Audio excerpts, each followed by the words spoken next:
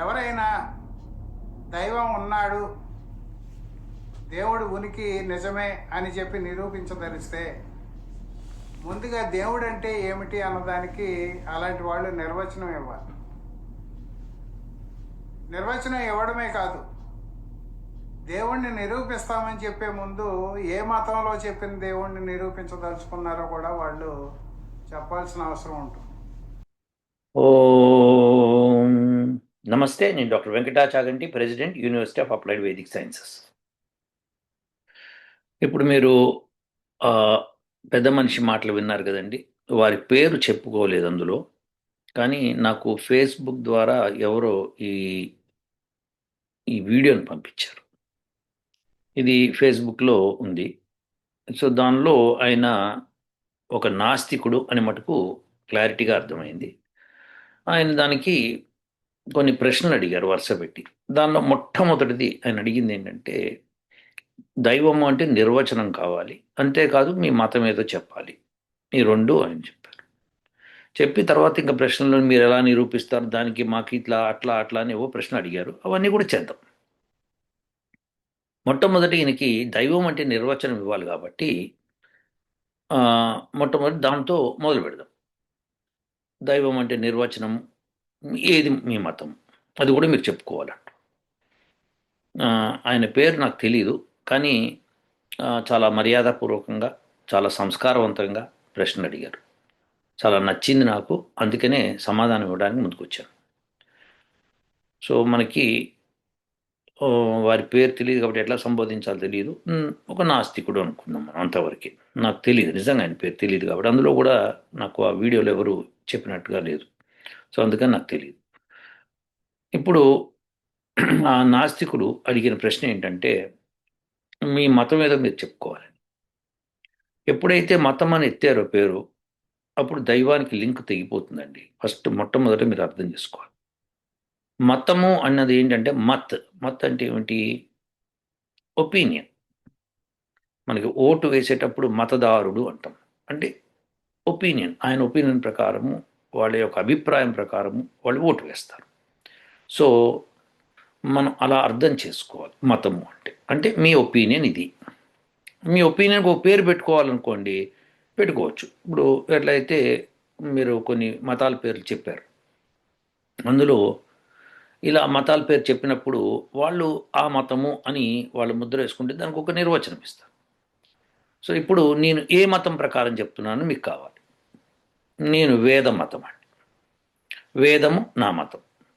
So ఈ మతం ప్రకారం నేను చెప్తానండి. అంతేకాకుండా మీరు దానిలో కొంత ఎక్స్ట్రాగా చెప్పుకుంటూ పోయారు. అది నాకు అనవసరమైన విషయాలు. అవసరమైన విషయాలు ఏంటంటే, మీరు దైవం అంటే నిర్వచనం కావాలన్నారు. ఖచ్చితంగా ఇవ్వబోతున్న నిర్వచనం. తర్వాత మీరు దాన్ని ప్రయోగాత్మకంగా నిరూపించాలన్నారు. ఖచ్చితంగా నిరూపిస్తాను. సైన్స్ ప్రకారం అన్నారు. సైన్స్ ప్రకారమే నిరూపిస్తాం.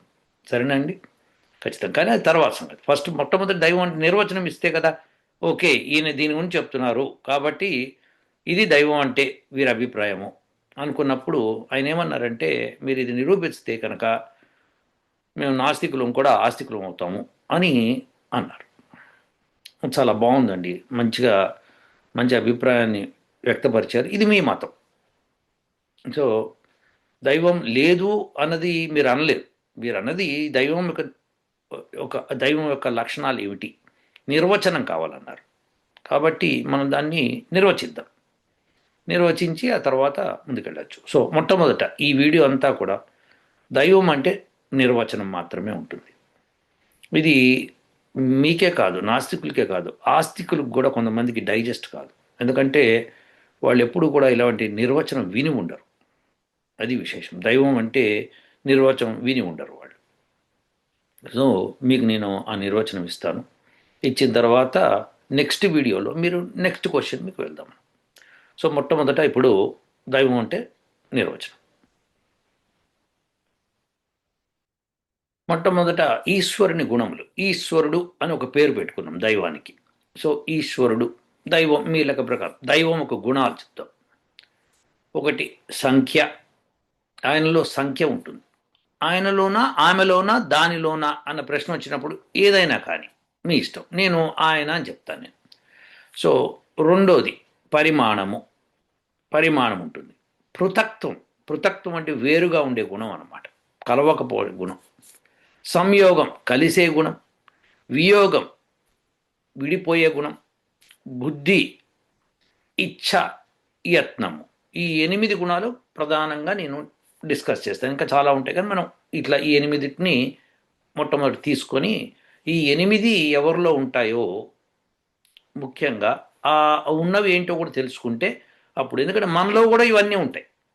సో అందుకని దైవం అంటే ఇంకా స్పష్టత ఇద్దాము ఈ 8తో పాటు. ఫస్ట్ సంఖ్య అంటే ఏమిటి చూద్దాం. ఏకం అద్వితీయం బ్రహ్మ. ఒక్కడే ఒక్కడు ఉంటాడు అనమాట ఈ మొత్తం సృష్టికి. అద్వితీయం, రెండో వాడు లేడు ఆయనకి సరిసమానంగా. నాకు సరిసమానంగా ఇంకొకళ్ళు ఉండొచ్చు, మీకు సరిసమానంగా ఇంకొకళ్ళు ఉండొచ్చు, కానీ ఈ బ్రహ్మకు సరిసమానంగా ఇంకెవ్వరు ఉండరు. ఏకం అద్వితీయం బ్రహ్మ. ఆయన ఎవరైతే ఉంటారో ఆయన దైవం. సర్వదేవతలకు దేవుడు. దేవతలు అంటే మళ్ళీ ఇక్కడ మీరు అర్థం చేసుకోవాల్సింది దివ్యమైన పదార్థాలు. ఏవైతే దివ్యమైన పదార్థాలు ఉంటాయో ఆ అన్నిటికీ కూడా ఆయనే దేవుడు. సో ఒక్కడే, అది సంఖ్య, ఆయనకు ఒకటి సంఖ్య. పరిమాణం, సైజ్ ఎట్లా ఉంటుంది, ఇది ముఖ్యం అన్నమాట. చాలామందికి తెలుసు, అయినా మళ్ళీ అతనిలో సమస్త పృథ్వీ సూర్యాది లోకములు ఉన్నాయి. ఇక మీరు అర్థం చేసుకోండి ఆయన సైజు. ఆకాశం వలె వ్యాపకుడు, వ్యాపించి ఉన్నాడు మొత్తం. అన్నిటికంటే ముందున్నవాడు, సర్వజగత్తుకు పతి. పరిమాణంలో 2 పరిమాణాలు ఉంటాయి, సమయ పరిమాణము అండ్ దిశా పరిమాణము. ఈ రెండిట్లోనూ అన్నిటికంటే ముందున్నవాడు, సర్వ జగత్తుకు పతి, సనాతన జగత్కారణము. సనాతనము దానికి జగత్కారణం. సో అనంత పరమైశ్వర్యవంతుడు. ఆయన్ని మించిన ఐశ్వర్యం ఎవరి దగ్గర ఉండదన్నమాట. ఈ మొత్తం సృష్టిలో ఎవరి దగ్గర అయితే ఐశ్వర్యం అత్యధికంగా ఉంటుందో ఆయనే ఈ దైవము అని. సూక్ష్మం కంటే సూక్ష్ముడు, ఇది ఇక్కడ జటిలం అవుతుందన్నమాట. మొట్టమొదటి ఆకాశం వలె వ్యాపకుడు, అతనిలో సమస్త పృథ్వీ ఆది సూర్యాది లోకములు ఉన్నాయంటే అంత పెద్దవాడని చెప్తున్నాము. సూక్ష్మం కంటే సూక్ష్ముడు అని చెప్తున్నాం, అంటే మీరు ఎంత సూక్ష్మమైన వస్తువు తీసుకున్నా దానికంటే సూక్ష్ముడు అని చెప్తున్నాం. అదెట్లా సాధ్యము, అదే కదా మనం నిరూపించాల్సింది. సో మొట్టమొదటి నిర్వచనం ఇద్దాం. ఓకే, మా దృష్టి ఏమిటో చెప్తున్నాం. ఈ సమస్త సృష్టి అతనిలో ఒక భాగం మాత్రమే. సో ఈ సృష్టికి మించి ఉన్నాడు. మొట్టమొదట అన్నీ ఆయనలో ఉన్నాయని చెప్తూ ఆయన దీని సృష్టికి మించి ఉన్నాడని చెప్తున్నాం. అనంత ప్రకాశ స్వరూపుడు. ఈ అనంతమైన ప్రకాశం ఏంటి అంటే, ఈ ప్రకాశము అన్నదానికి అర్థాలు చాలా ఉంటాయి. ఇక్కడ ప్రకాశము అంటే సూర్యుడి ప్రకాశము ఉంది తీసుకుంటాం కదా, దానికంటే ఎక్కువ ప్రకాశం అనమాట ఒకటి. అలానే ప్రకాశము అంటే జ్ఞానం అని కూడా వస్తుంది. సో అనంతమైన జ్ఞానం కలవాడు కూడా వస్తుంది. అనంత పరాక్రమవంతుడు. ఆయన్ని మించిన పరాక్రమం ఇంకెవరికి ఉండదన్నమాట.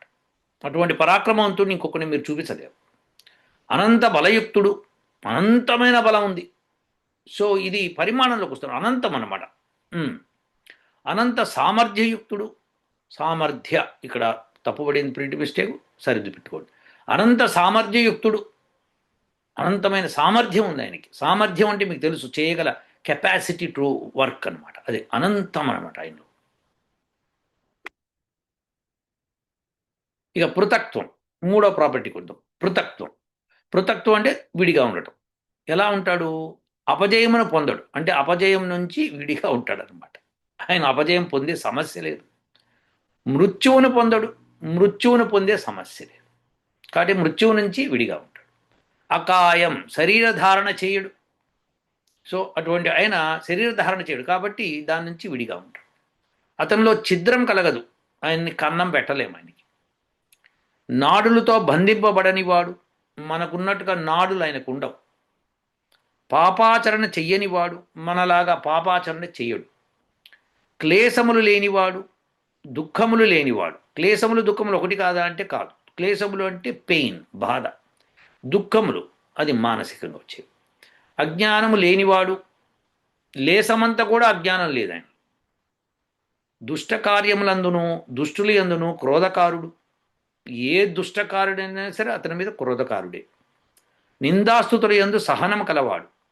నిందించిన ఆయన్ని, ఇప్పుడు మీరు నాస్తికులు ఆయన లేడు అని నిందిస్తున్నారు, సో నేను ఉన్నాడు అని స్తుతిస్తున్నాను. ఈ రెండిటి అందరూ సహనం ఉంటుంది ఆయనకి. అంటే నాకు కానీ మీకు కానీ ఫేవర్ చేయడు, ఆయనకి దాంతో పట్టింపు లేదు. నెక్స్ట్ సంయోగం. వేదజ్ఞానం ద్వారా సంయుక్తుడవుతాడు. వేదజ్ఞానం కలిగితేనే ఆయనతో మీరు సంయుక్తం కాగలుగుతారు, లేకపోతే కాలేరు. వియోగం. అవిద్యాది గుణములు కలిగిన వారి నుండి వియోగం. అంటే అవిద్యాది గుణములు ఎవరికైతే ఉంటాయో వాళ్ళ నుంచి విడిగా ఉంటాడు. అంటే వాళ్ళతో సంయోగం కాలేడు, వాళ్ళు ఆయనతో ఆయన పట్టుకోలేరు. బుద్ధి. సర్వ దివ్య గుణ కర్మ స్వభావ విద్యాయుక్తుడు. సర్వులకు మిత్రుడు. అట్లెట్లయితుందండి? అందరికీ మిత్రుడు ఎట్లా అవుతాడు? అవుతాడు. దాన్నే నిరూపిద్దాం. వేదమును ప్రకాశింపజేయును. వేదాన్ని, ఆయన బుద్ధి ఉంది కాబట్టి వేదాన్ని ప్రకాశిస్తాడు. సుఖస్వరూపుడు, అంటే మోక్ష సుఖాన్ని ఇచ్చేవాడు. ఆయన మోక్షంలోనే ఉంటాడు కాబట్టి, ముక్త స్వభావుడు కాబట్టి. నిత్య శుద్ధ బుద్ధ ముక్త స్వభావుడు. నిత్యము, శుద్ధము, బుద్ధము, ముక్తము స్వభావం కలిగినవాడు. పవిత్రుడు. శుద్ధము అన్నదానికి పవిత్రుడు వచ్చేసినాడు. సో ఒక డెఫినేషన్లో ఇన్ని ఉంటాయి అన్నమాట. ఈశ్వరుడికి కొండక జ్ఞానము కలిగి లేకుండుట కానీ ఇంతవరకు లేక ముందు కలుగు జ్ఞానం లేదు. అనగా ఈశ్వరునికి భూత భవిష్యత్ కాలములు లేవు, ఎల్లప్పుడూ వర్తమానమే. ఇది మీకు డైజెస్ట్ కావడానికి ఒక జన్మ సరిపోదు. అందరికీ, ఆస్తికులకి నాస్తికులకి ఇది ఇది ముఖ్యమైన గుణం అయిందో. ఈ గుణాన్ని నిరూపించాలి మనం. అదేంటంటే ఈశ్వరునికి కొండక జ్ఞానము కలిగి లేకుండుట కానీ, అంటే అరే లేదు ఈ జ్ఞానము ఇప్పుడు కలుగుతోంది, ఇంతవరకు లేక ముందు కలుగు జ్ఞానము, ఇప్పుడు దాకా లేదు ఇప్పుడు కొత్తగా జ్ఞానం వస్తుంది అంటే ఏమిటి? భూత జ్ఞానం. అంటే భూతం అంటే జరిగిపోయింది. సో ఆ జ్ఞానం జరిగిపోయింది, మనకి నిన్న అని ఉంటుంది. అది ముఖ్యం. దీని గురించి మళ్ళీ డిస్కస్ చేద్దాం. ఈ ఈ ఈ పాయింట్ని పట్టుకోండి మీరు. బుద్ధిలో ఈ పాయింట్ వెరీ ఇంపార్టెంట్. ఇచ్ఛ, కోరిక. సర్వధనములను జయించువాడు. అంటే ప్రపంచంలో, ఈ సృష్టిలో ఎంత ధనం ఉందో, ధనము అంటే రూపాయి నోట్లు డాలర్ నోట్లు కాదు. ధనము అంటే రకరకాల ధనాలు ఉంటాయి. ఆ మొత్తం అన్ని ధనాలకి ఆయన జయించినవాడు. ఇచ్ఛ ఉంది ఆయన. సర్వధనములను ఇచ్చువాడు. అంతేకాదు ఆయన ఇస్తాడు కూడా. అన్ని ధనాలను ఆయన ఇస్తాడు. తండ్రి అని పిలిపించుకునేవాడు. సో ఆయన అందరికీ తండ్రి. ఎల్లరకు సుఖమునిచ్చువాడు. అందరికీ సుఖాన్ని ఇస్తాడు. ఎస్, సుఖం ఇచ్చే కార్యక్రమం ఆయన పని, దుఃఖం ఇచ్చే కార్యక్రమం మనది. జగత్తును పాలించుటకు నానా ప్రకారముల భోజములను విభజించువాడు. ఎవరు ఏది తినాలి అని విభజించి పెట్టినవాడు అనమాట. ఆయనే పెట్టాడు. సూర్యుని వలె జగత్తును ప్రకాశింపజేయవాడు. ఐశ్వర్యము విజ్ఞానాది ధనమును ఇచ్చువాడు. అయితే ఇక్కడ మీరు సూర్యుని వలె జగత్తును ప్రకాశింపజేయవాడు అన్నప్పుడు సూర్యుని వలె ప్రకాశింపజేయటం ఏంటి అంటే మన చీకటిగా ఉంటుంది కదా, అది కూడా అంటే అది అక్కడికే వద్దాం. అది మళ్ళీ అది ప్రూవ్ చేద్దాం. ఐశ్వర్యము విజ్ఞానాది ధనమును ఇచ్చువాడు. ఐశ్వర్యాన్ని ఇస్తాడు, విజ్ఞానాది ధనమును ఇచ్చాడు. ఇందాక చెప్పేశాం కదా, రకరకాల ధనాలని, సర్వధనములను ఇచ్చువాడు అన్నాం కదా. మళ్ళీ ఇది సెపరేట్గా ఎందుకంటే ఐశ్వర్యము విజ్ఞానాది ధనము ఇచ్చువాడు అన్నది ఈ రెండు ముఖ్యమైన మానవులకి. సత్యభాషణ చేయువారికి సనాతన విజ్ఞానాది ధనమునిచ్చువాడు. సో సత్యభాషణ చేసేవారికి సనాతన విజ్ఞానాది ధనమునిచ్చువాడు. వేదం ద్వారా జ్ఞానం పెంచువాడు. యజ్ఞకర్తకు ఫలమునిచ్చువాడు. సత్పురుషులకు ప్రేరకుడు. ఇది ఆయన ఇచ్ఛ. ఇంకా చాలా ఉన్నాయి కానీ కొన్ని పెట్టాను. యత్నం. మనము ప్రయత్నం చేయాలి, ప్రకృష్టంగా యత్నం చేయాలి. ఆయన యత్నం మాత్రమే చేస్తాడు. సింపుల్. ఓకే, ఎందుకంటే ఇందాక మనం ఒక ప్రాపర్టీ చెప్పుకున్నాం. అదేంటంటే ఆయనకు అనంతమైన కెపాసిటీ ఉంది. సో దేర్ఫోర్ ఆయన యత్నం చేస్తే చాలు. జగత్తంతా వ్యాపించి నియమంలో ఉంచువాడు. తన యత్నంతో నియమంలో ఉంచుతాడు వ్యాపించి. జగద్రూప ధనమును నిర్మించువాడు. జగంలో ఏ ఏ ధనాలు ఉన్నాయో అన్నిటిని నిర్మించేవాడు కూడా ఆయన. జగత్తును ఉత్పన్నము చేయువాడు, ఈ జగత్తును ఉత్పన్నం చేస్తాడు. సర్వకార్యములను నిర్మించువాడు. ఏ ఏ కార్యాలు మనం అన్నీ చేస్తున్నామో, చిన్న సూక్ష్మమైన సూక్ష్మజీవి దగ్గర నుంచి మానవుడి దాకా అందరము ఏ కార్యాలైతే చేస్తున్నామో అన్నిటినీ నిర్మించేవాడు ఆయనే. సర్వకార్యములను ధారణ చేయవాడు ఆయనే. ధారణ కూడా చేస్తాడు, లేకపోతే మనం చేయలేం.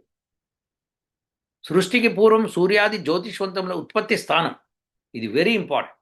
సృష్టికి పూర్వం సూర్యాది జ్యోతిస్వంతముల ఉత్పత్తి స్థానమైన. సో ఇవన్నీ ఉత్పత్తి కావాలి అంటే హిరణ్య గర్భుడు కావాలి, ఆయన. తర్వాత సూర్యాది జ్యోతులకు ఆధారం, వాటికి ఆధారం ఆయనే. ఉత్పన్నమైన దానికి ఉత్పన్నము కానున్న పదార్థములకు స్వామి అయి ఉండెను, ఉన్నాడు, ఉంటాడు. అంటే ఇప్పటిదాకా ఉత్పన్నమైన పదార్థాలకి, ఇప్పుడు ఉత్పన్నమైన పదార్థంకి, ఫ్యూచర్లో ఉత్పన్నమయ్యే పదార్థాలు కూడా ఆయన స్వామి. అదేంటండి ఫ్యూచర్లో ఉత్పన్న దానికి ఆయన స్వామి ఎట్లా అవుతాడు? అదే ఇందాక నేను ఒక పాయింట్ చెప్పానుగా, దానికి సంబంధించింది. సూర్యుడు పృథ్వీ మొదలగు లోకములను ధారణ చేయవాడు. సూర్యుడు పృథ్వీ మొదలగు లోకాలను అన్నిటినీ ధారణ చేస్తాడు. ఇందాక చెప్పాక సూర్యుడు జ్యోతిష్యులని, ఇది పృథువులకు కూడా కలుపుకొని చెప్తున్నాం అనమాట. సో ఒక్కొక్క మంత్రంలో ఒక్కొక్క రకంగా ఇస్తాడు కాబట్టి ఇవి అండి. సో ఇవి ముఖ్యంగా మనం మాట్లాడుకోవాల్సింది. సో నాస్తికుల వారు, మీ పేరు నాకు తెలియదు, అందులో ఎక్కడ ఇవ్వలేదండి. మీరు చెప్పిన దానిలో కూడా మీరు ఫలానా అని చెప్పలేదు, అందుకని. సో ఈ పరమాత్ముడు గుణాలు కొన్ని మాత్రమే ఇచ్చాను, చాలా తక్కువ ఇచ్చాను. సో ఆ తక్కువలో ఎందుకంటే మీ అందరికీ అర్థమయ్యే విషయం. సో ఒక విషయంలో చెప్పుకున్నామ్మా, అదేంటంటే ఆయనకి పాస్ట్ లేదు, ఫ్యూచర్ లేదు, మొత్తము వర్తమాన కాలంలోనే ఉంటాడు ఆయన. ఇది విశేషం. ఇది అందరికీ డైజెస్ట్ అయ్యే విషయం కాదు, కానీ ప్రయత్నం చేద్దాం ఏమండి. సో పాస్ట్ అంటే ఏమిటి, భూతకాలము అంటే ఏంటి అంటే జ్ఞానం గడిచిపోయింది, ప్రజెంట్ టెన్స్ జ్ఞానం నడుస్తాం, ఫ్యూచర్ తెలియని జ్ఞానం ఏదో ఏర్పడుతుంది. భగవంతుడికి తెలియందంటూ ఏమీ లేదు కాబట్టి ఫ్యూచర్ లేదు, కొత్తగా వచ్చే జ్ఞానం ఏం లేదు.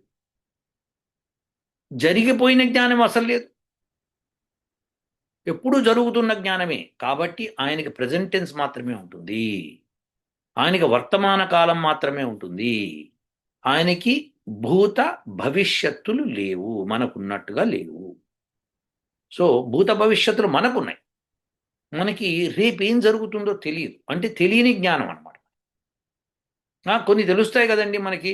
ఇప్పుడు రేపు పొద్దున నేను లేచి 6ంటికి లేవాలనుకున్నా, లేస్తాను కదండి, అది తెలిసిన జ్ఞానం కదా.